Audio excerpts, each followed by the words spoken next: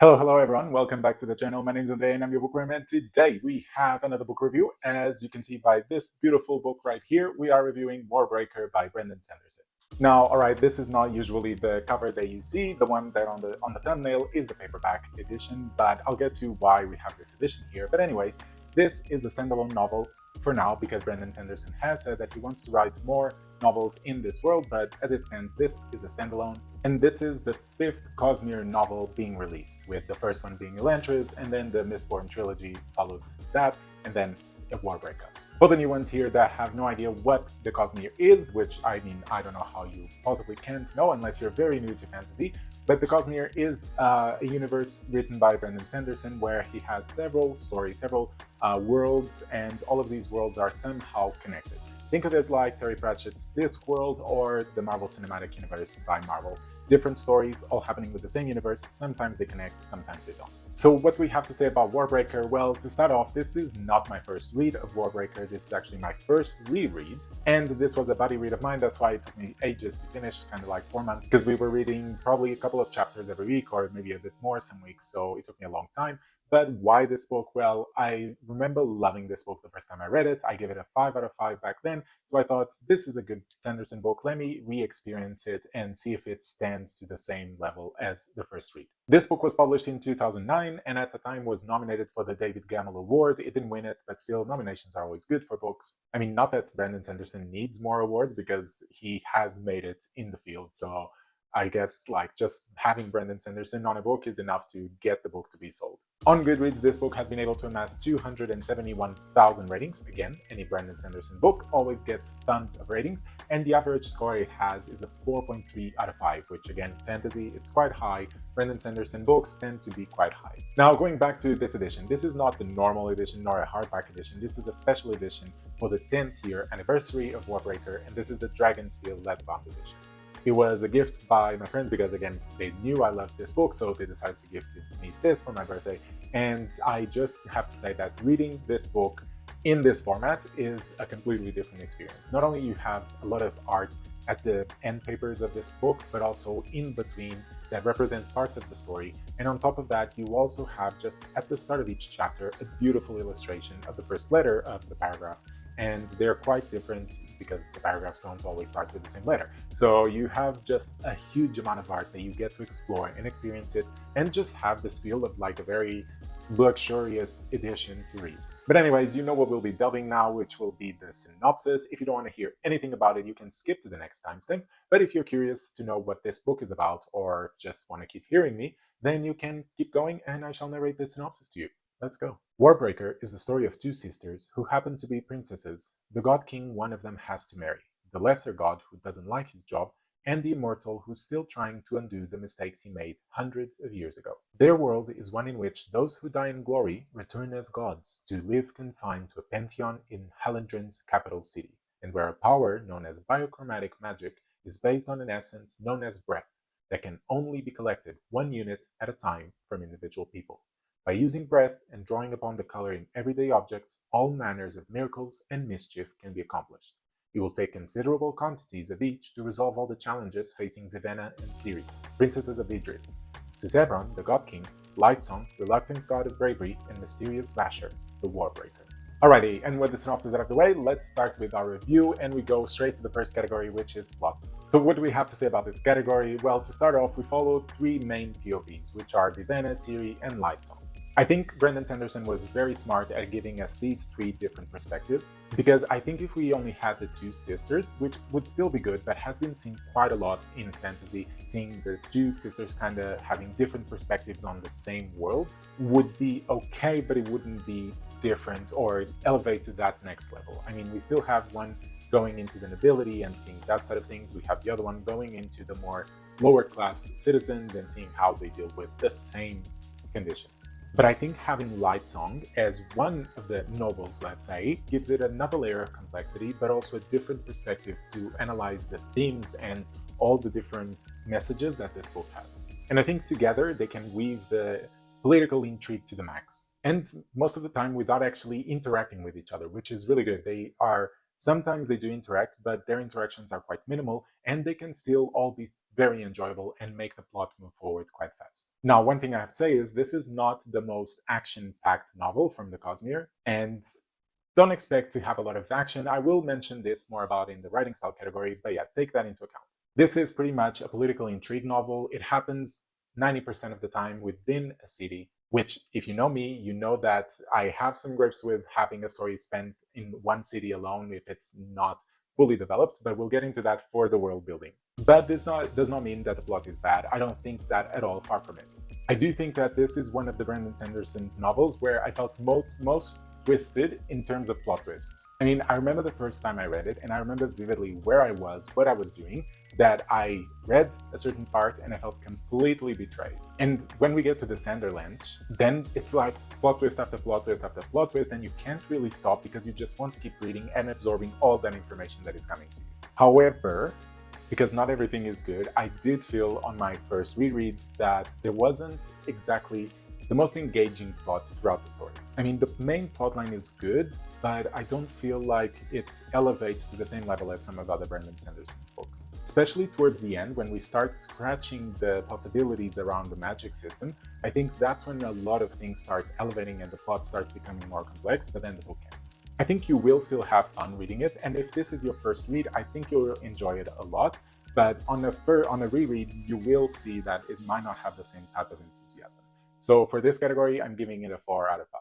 Okay, let's talk about characters now. Aside from our main POVs, the 3 characters, we also have a huge range of, or cast of characters, side characters, that can invoke a lot of emotions and thoughts about the different themes in this book. And again, each POV is surrounded with so many characters that interact with the plot, with the world building, and make you want to keep reading, but also keep moving the plot forward, and without feeling that they're just there as furniture, pretty much, as just something as accessory. And the thing is, these characters are so pivotal for the main POV's growth and for their arcs to develop, and it's beautiful to see the main POVs have this arc and interact with different characters, which makes them change, sometimes completely to the opposite from where they start. I mean, from Denth to Laramar to Blushweaver, all of these characters are so iconic, it is impossible for you to be bored with any of them. I mean, personally, my favorite character is Lightsong, simply because I find him extremely funny and very sarcastic or funny, witty,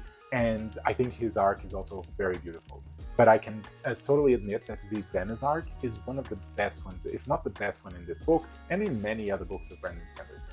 I mean, I don't want to reveal too much because of spoilers, but she is a character that really goes from point A to point Z, and that whole sequence makes complete sense. It is gradual. It makes you step by step see how she is becoming a different person, but without breaking our sense of belief in that character. And the other thing is, Brandon Sanderson excels at subverting your expectations about characters.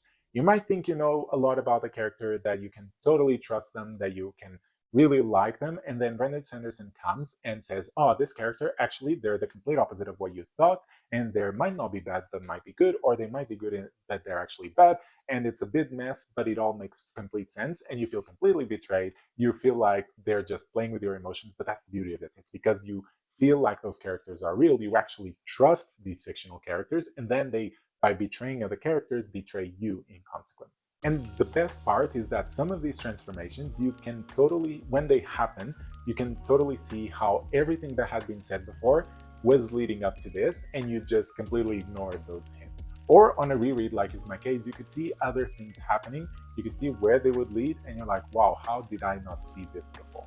So I think for this category, it has to be a 5 out of 5. Reaching halfway is world building, which is usually Brandon Sanderson's forte. He excels at creating worlds and cultures and magic systems. So did he do as well in this book? Yes, and almost no, if I make myself mysterious a bit. Let's start with the magic system. The magic system, which is the Biochroma, is not the most exciting or dynamic magic system. I mean, most of it relies on a passive effect, or it stays passive most of the time in the story, and only becomes active more in situations where there's action involved. But I don't think that makes it less interesting or less engaging. I think the way this magic system works is perfect for a book that delves into themes such as religion and soul and the meaning of godhood, all of those things. And this makes me question, in Brandon Sanderson's brain, what came first, the magic system or the world? And you might think, if you've read this book, that the magic system might hit the ceiling of possibilities quite fast. But the fact is, towards the end, it suddenly does a black box open, and there are so many things that are revealed that suddenly there are a lot more possibilities for this magic system. And yeah, we do have to hope that Brandon Sanderson eventually writes another book and answers some of those questions. And what about the world itself? I think it is a good world. I think it has depth in the cultures and the people in this world. And I think the history is of high caliber. It feels deep. It feels very consistent with everything around it. However, the city itself, where most of the story happens, does feel a tiny bit less detailed. I mean, we do have the part where the gods are, and that is detailed enough, but it still feels a bit empty. And you know how I feel about stories that happen in one city alone. I think either you make it so that the city itself is so well described and has so much history that it feels like a character itself. For example, Terry Pratchett's Discworld, Ankh-Morpork, it's a great city. Or even China Miéville's Perdita Street Station, New Corvison. I think those two are cities that are very identifiable and also very characteristic of their own worlds. And I think the few things that are described in this world are just related to the plot itself or the characters and don't really feel like they exist outside of it. So for this category, I'm giving it a 4 out of 5. And I think this 4 is because of the heavy work that the magic system, culture, and history of the world make it lift it up a bit. And now we enter the writing style territory. If this is your first Brandon Sanderson book, which in itself, this is a whole conversation that we could have if Warbreaker should be your first Cosmere book or not, but we'll leave that to later, then I must tell you that Brandon Sanderson's writing is quite direct, it's simple, it doesn't have a lot of flowery descriptions, they're not lengthy at all, and you get it mostly through the character's perspective. Whatever they're seeing is what you get described. And what about the pacing? Well, this is a thing that I did not notice on my first read, but it did feel like the pacing in this book sometimes verges on the too slow, and it kind of can become a bit boring. Because yeah, I remember on my first read, I did not think this at all, but on this reread, there were parts where I was like, okay, when are we getting to the next plotline? Because I really want this to move forward. But at the same time, beware, because when we reach the 80% mark, the Sanderlanche starts, and from that point onwards, you won't stop until you actually finish.